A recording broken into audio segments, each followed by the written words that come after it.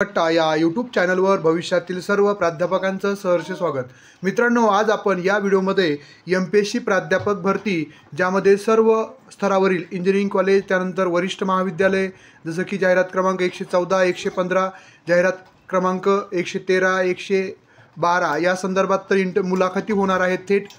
तर यामध्ये आपण जर पाहिलं तर प्राध्यापक भरतीची जाहिरात 2023 मध्ये जाहीर झाली होती, मात्र आज देखील 2025 मध्ये देखील सिलेबस किंवा अभ्यासक्रम आलेला नाही आहे। आपल्या सर्वांना माहिती की आयोगानं कळवलेलं आहे की आपली जी परीक्षाच होणार आहे ती परीक्षा 200 मार्काची म्हणजे 100 प्रश्न, प्रत्येक प्रश्न 2 मार्काला अशा स्वरूपामध्ये असणार आहे आणि मुलाखत ही 50 मार्काची असणार आहे।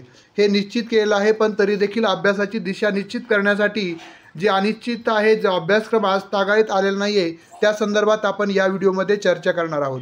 अनेक विद्यार्थ्यांचे फोन आले होते, मेसेज आले होते की सर अभ्यासक्रम मार्च एंडिंगपर्यंत येईल का, कधी येईल, परीक्षा कधी होईल। तर त्यावर आपण हा व्हिडिओ बनवत आहोत। ज्या विद्यार्थी या चॅनलवर नवीन असतील तर त्यांनी निश्चितच व्हिडिओ आवडल्यानंतर व्हिडिओला लाईक आणि अशा पद्धतीच्या सर्व अपडेट मिळवण्यासाठी सबस्क्राईब करायला चॅनलला विसरू नका। त्याबरोबरच आमच्याबरोबर जोडलं जाण्यासाठी आपला व्हॉट्सअप ग्रुप आहे ऑल एक्झाम कट्टा, ज्याची लिंक याच व्हिडिओच्या खाली डिस्क्रिप्शन बॉक्समध्ये दिलेली आहे। त्याचबरोबर ऑल एक्झाम कट्टा टेलिग्राम चॅनल आहे, त्याची देखील लिंक दिलेली आहे आणि ऑल एक्झाम कट्टा जे आपलं गुगल प्ले स्टोअर ॲप आहे त्याची देखील लिंक याच व्हिडिओच्या खाली डिस्क्रिप्शन बॉक्समध्ये दिलेली आहे, ज्या माध्यमातून आपण टेट परीक्षा, TET परीक्षा, त्यानंतरनं आपण जर पाहिलं सेट परीक्षा जी 15 जूनला होणार आहे त्या संदर्भात आणि प्राध्यापक भरती या संदर्भातील वेगवेगळे कोर्सेस त्या ठिकाणी आपण उपलब्ध करून देणार आहोत।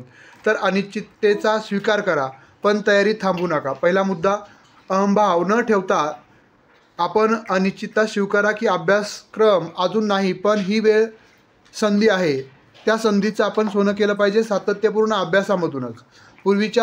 त्यासाठी आपल्याला काय करणं गरजेचं आहे, MPSC अंतर्गत यापूर्वी ज्या विषयाच्या प्राध्यापक भरती झालेल्या आहे, जसं की 2015 मध्ये जाहिरात आली होती, 16 मध्ये ती भरती प्रक्रिया राबवली गेली होती, तर त्यामधील जे प्रश्नपत्रिका असतील आयोगाच्या वेबसाईटवर आहेत ते पहा, त्याचा अभ्यासक्रम पहा, त्याची प्रश्नपत्रिका पहा आणि त्यावेळेसचे जे निकाल लागलेले आहेत तेही त्यावेळेस ऑनलाईन झाली होती, मात्र ही ऑफलाईनच परीक्षा होणार आहे यावेळेसची।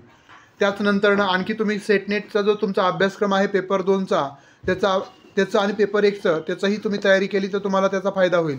जर जनरल अभ्यासक्रम असेल तर पेपर 1चा फायदा होईल, पेपर 2 जर तुमच्या विषयानुसार जर त्यांनी अभ्यासक्रम ठेवला तर तुम्हाला सेटनेटचा पेपर 2चा फायदा होईल।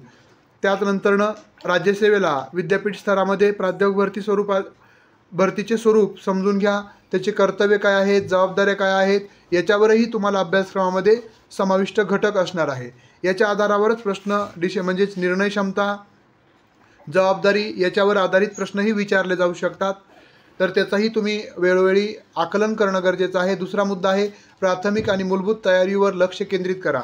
काय वाचाल तर विषयाचा मूलभूत अभ्यासक्रम जसं MA, BA, MA तुमच्या विषयाच्या ज्या संकल्पना, सिद्धांत, त्यानंतरनं विचारवंत, ते कालखंड, सध्याच्या घडामोडी, शैक्षणिक धोरण, NAP 2020, महाराष्ट्राच्या शिक्षणाशी संबंधित वेगवेगळ्या योजना, केंद्र सरकारच्या उच्च शिक्षणासंदर्भातील योजना याचाही अभ्यास करा। संदर्भ पुस्तकं, राज्यस्तरीय दर्जेदार पुस्तकं, मागील प्रश्नपत्रिका, त्याचबरोबर आपण नियमित पद्धतीने आपल्याला जर आपलं ध्येय साध्य करायचं असेल तर नियमितता कशी ठेवता येईल याकडं लक्ष केंद्रित करा। दर दिवस कमीत कमी 5 ते 6 तास अभ्यास करावा। टॉपिक वाईज वीकली टार्गेट ठेवलं पाहिजे, त्यानुसार आपला अभ्यास होणार आहे। दिवस संपताना मी आज काय शिकलोय, काय आपण नवीन अभ्यास किंवा नवीन संकल्पना समजून घेतल्यात ज्या आपल्या ध्येयाशी निगडीत आहेत त्याचंही अवलोकन करा। स्वतःचं वाचन, नोट्स आणि स्वतःच्या MCQs म्हणजेच वस्तुनिष्ठ प्रश्न याचा ताळमेळ म्हणजेच अभ्यासक्रम, संकल्पनात्मक अभ्यासक्रम आणि त्याच्यावर आधारित ज्या वस्तुनिष्ठ प्रश्न आहेत त्याच्याशी ताळमेळ घालण्याचा प्रयत्न करा, जेणेकरून आपली परीक्षा वस्तुनिष्ठ होणार आहे। त्याला कुठेतरी आपल्या अभ्यासाला वस्तुनिष्ठ स्वरूप देण्याचा प्रयत्न वेळोवेळी करणं गरजेचं आहे। त्याबरोबरच स्वतःचे ठरवलेले अभ्यासक्रम आणि दिशा तयार करा। प्रलंबित अभ्यासक्रमाची वाट म्हणजे जे आता अभ्यासक्रम पाहण्यापेक्षा वेळ वाया घालवू नका, स्वतःसाठी संभाव्य अभ्यासक्रम तयार करा, जे मी वेळोवेळी सांगत आलेलो आहे त्या पद्धतीनं। विषयाचा सैद्धांतिक पैलू समजून घ्या, संकल्पना, व्याख्या, उदाहरणं याच्याही तुम्ही स्वतःच्या हस्तलिखित नोट्स तयार करू शकता। त्याचबरोबर समकालीन संदर्भ, जसं तयारी केलेल्या अभ्यासक्रमात दर आठवड्याला भर घालण्याचा संकल्प करा. म्हणजे प्रत्येक आठवड्यामध्ये काय नवीन आपण केलेलं आहे, सातत्य टिकवण्यासाठी स्वतःला प्रेरित ठेवा की आपलं ध्येय आहे आपल्या स्वतःलाच पूर्ण करायचं आहे आणि त्यामध्ये आपल्याला एकच जागा पाहिजे. जरी जागा किती जरी असतील तरी आपल्याला त्यापैकी एकच जागा पाहिजे. त्यामुळं ध्येय लिहा की मी महाराष्ट्रात प्राध्यापक होणारच. जेव्हा थकाल तेव्हा त्याचं आठवण ठेवा.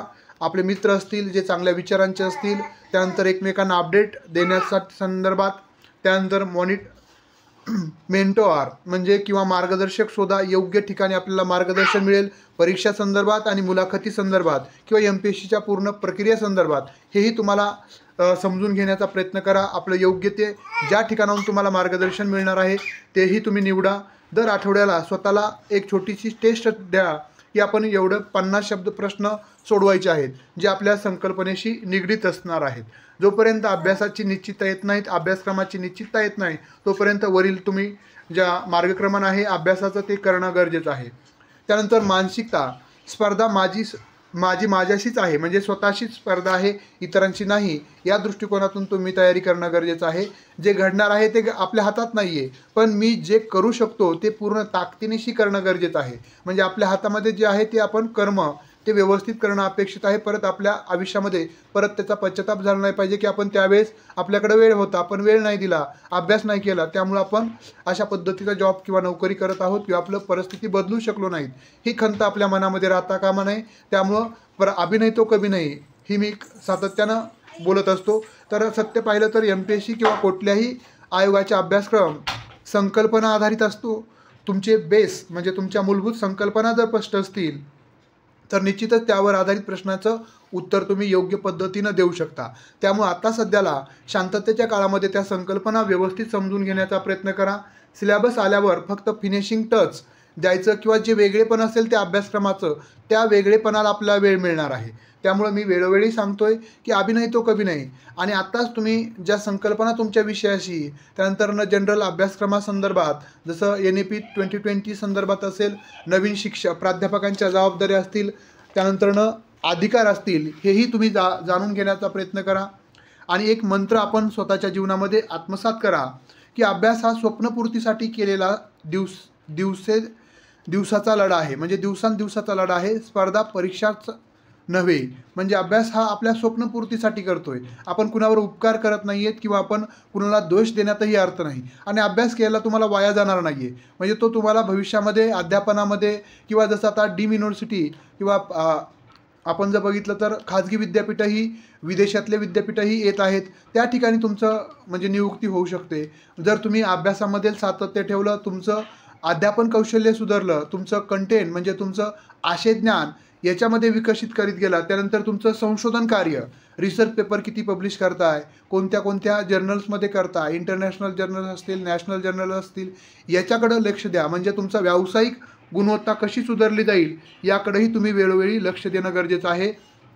त्यामुळं जे आहे ते जे होणार आहे ते होणार आहे, पण आपण जे करू शकतो आपल्या जीवनामध्ये सकारात्मक बदल करण्यासाठी निश्चितच तुम्ही विचार आजपासूनच करू शकता. आणि सातत्यपूर्ण अभ्यासातून आपलं स्वतःचं स्वप्न आहे, इतरांचं कुणाचं नाही आहे, किंवा आपलं स्वप्न पूर्ण झालं यामुळं इतरांना कुणालाही काही फरक पडणार नाही आहे, पण आपल्या स्वतःला फरक पडणार आहे. याची जाणीव ठेवा. आपल्या आईवडिलांनी जे कष्ट घेतलेत त्याची जाणीव ठेवा. आणि निश्चितच ध्येय मोठं असेल तर त्याला वेळ लागतो, याचीही जाणीव ठेवा.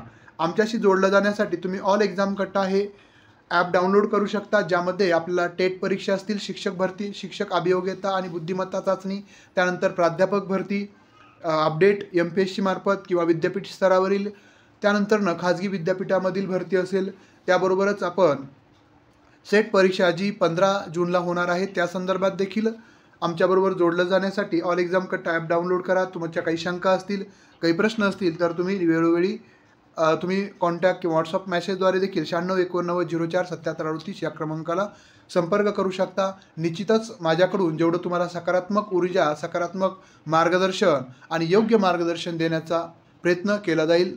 हा व्हिडिओ आवडला असेल तर निश्चितच आपल्या मित्रमैत्रिणी जे या वेगवेगळ्या परीक्षेची तयारी करत आहेत त्यांना पाठवायला विसरू नका. धन्यवाद.